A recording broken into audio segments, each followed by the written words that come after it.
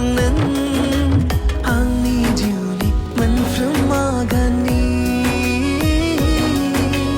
Jaiklong Nwng Okrang sani avirgapni Hello everyone, खुलुमबाय आरो नोंथांमोनखौ बयखौबो गिबियावनो About Bodo Celebrities YouTube चेनेलावहाय बरायग्रोनानै लाग्रोनाय जाबाय लोगोफोर।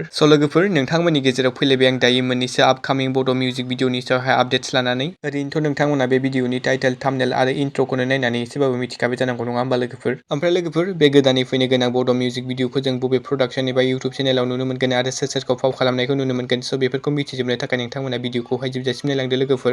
लोगोफोर गोदानै फैनो गोनां आपकामिं बड' मिउजिक भिडिअफोरनि गेजेराव गिबियाव दं जोंहा जाम्बी फिल्म प्रडाक्शन बेनारनि आन्दारावहाय मिनि बाला मुंनि गोदान मोनसे बड' मिउजिक भिडिअ फैनो थांगासिनो लोगोफोर। ओमफ्राय लोगोफोर बे मिनि बाला अफिशियेल बड' मिउजिक भिडिअ जों सोरखौ फाव खालामनायखौ नुनो मोनगोन होनोब्ला लोगोफोर बे मिउजिक भिडिअ जों गाहाय फावखुंगुर महरै फाव खालामनायखौ नुनो मोनगोन बिरफुं बर' बिथांखौ आरो बे मिउजिक भिडिअ गाहाय फावखुंग्रि महरै फाव खालामगोन मनालिसा बसुमतारी बिथां। ओमफ्राय लोगोफोर बे मिनि बाला अफिशियेल बर' मिउजिक भिडिअनि मेथाइखौ रोजाबदों देरहासार बर' बिथांजों लोगोसे बे बिराबा बिथां आरो बे मिउजिक भिडिअनि करिय'ग्राफखौ खालामदों लिंसार रिया बिथां, डिअपिखौ होदों बिलिफां बर' बिथां आरो प्रडिउसारा जाहैबाय बिरफुं बर' बिथां। लोगोफोर नोंथांमोना बे आपकामिं बड' मिउजिक भिडिअनि शुटिंनि ससे भिडिअ क्लिपखौ देखायना होनि नोंथांमोना नायबानो जाबाय।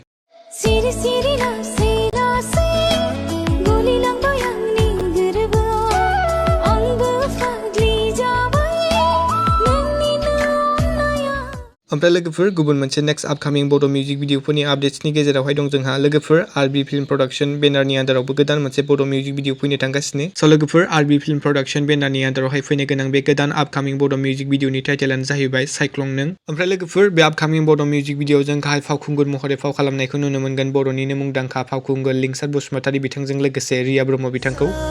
Jaiklong Nwng Angni jiuni manfrumagani